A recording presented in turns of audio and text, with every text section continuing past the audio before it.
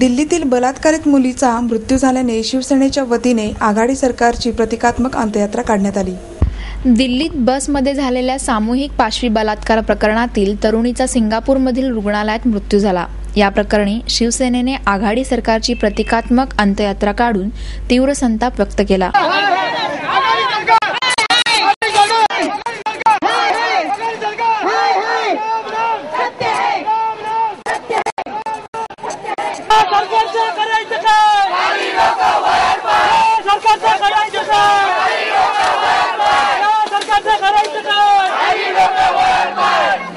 आघाडी सरकारच्या महिलाला अत्याचार करणाऱ्या सरकारच्या महिलाला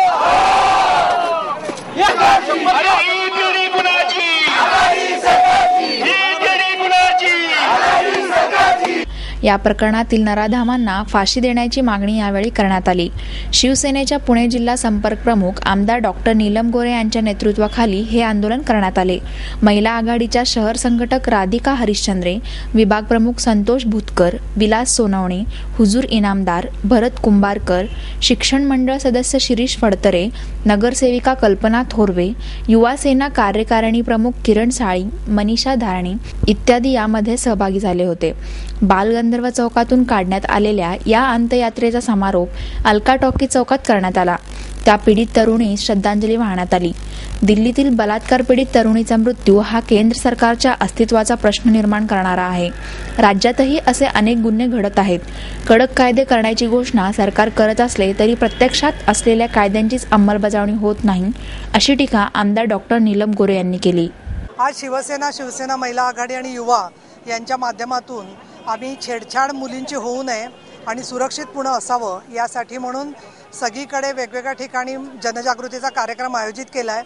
काल मध्यरात्री या पीडित तरुणीचं दुःखद असं निधन झालंय।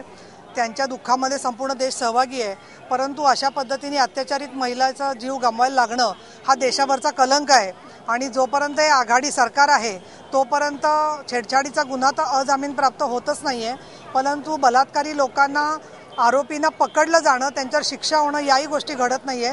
पुण्यामध्ये सुद्धा अनेक अत्याचाराच्या घटना घडल्या, आरोपी आज मोकळे फिरतायत आणि म्हणून आघाडी सरकारची अंत्ययात्रा आज आम्ही शिवसेना महिला आघाडी आणि युवातर्फे उत्स्फूर्तपणे आयोजित केली होती आणि आमची अपेक्षा ही आहे की असे जे अत्याचार करणारे लोक आहेत त्यांना सरकारने अजिबात संरक्षण देता कामा नये।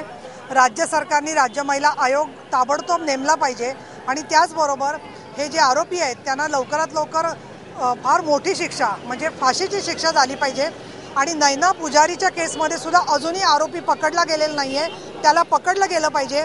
नाहीतर अन्यथा रोज भाषणं होतील, चर्चा होतील, आंदोलनं होतात, पण पीडित महिलांच्या बाजूनी मात्र समाज आणि सरकार उभं राहत नाहीये। त्यांच्या पाठीमागे शिवसेना निश्चितपणाने आहे, हा संदेश देण्यासाठीच आज आम्ही हा कार्यक्रम आयोजित केला होता।